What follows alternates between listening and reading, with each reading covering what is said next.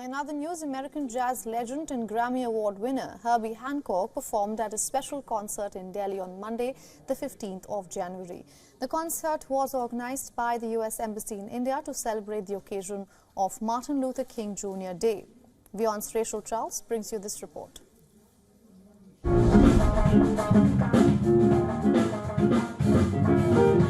83 years old and still flying on the keys. American jazz icon Herbie Hancock was in India after 17 years when he last came to celebrate 50 years of Martin Luther King Jr.'s visit to India. He was joined on stage by fellow Grammy Award-winning vocalist Dianne Reeves and some students from the Herbie Hancock Institute of Jazz in the United States. Everybody sing, yeah, yeah, yeah. Oh, sing, yeah, yeah. From a solo session to an ensemble, they revisited the classics and also jammed on the spot.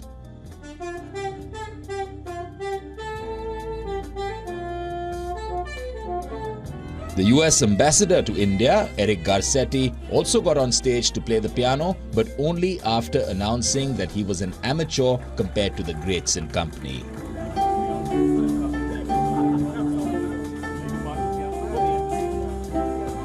The audience, some of whom had come from different parts of India to see Herbie and Dianne, were pleasantly pleased. We've come from Bangalore, both my wife and I, we're both musicians. They performed a couple of standards, Miles Davis and Wayne Shorter, but even that was very different than the way they performed. But I think mostly they did all of Herbie Hancock's songs. And of course, it was all done in a new fashion, which I expected, because nobody plays the songs the same way. Nobody plays their own tunes the same way. It was beautifully arranged and one never got bored because you saw lots of shades in the performance, Also, there was an informality. It's not, it was formal and yet it was informal. You didn't have to, it was not an auditorium.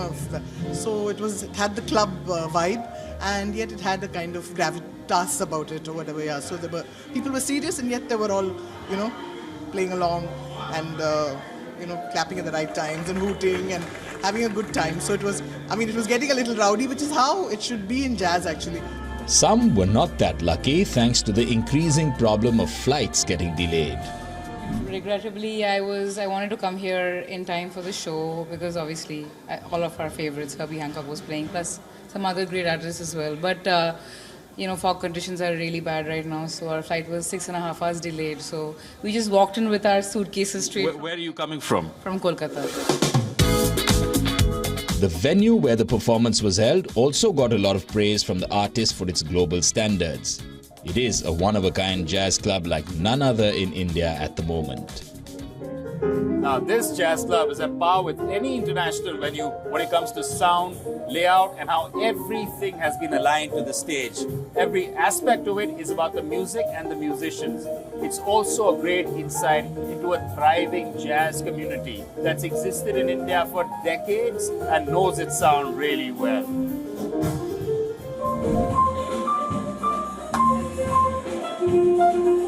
It's always a difficult battle with every business about, economic viability and art. And this is a very difficult balance, right? We tend to skew towards the art over the business because I believe we can't be another bar serving music. We're a music venue that happens to serve F&B to enhance the experience, right?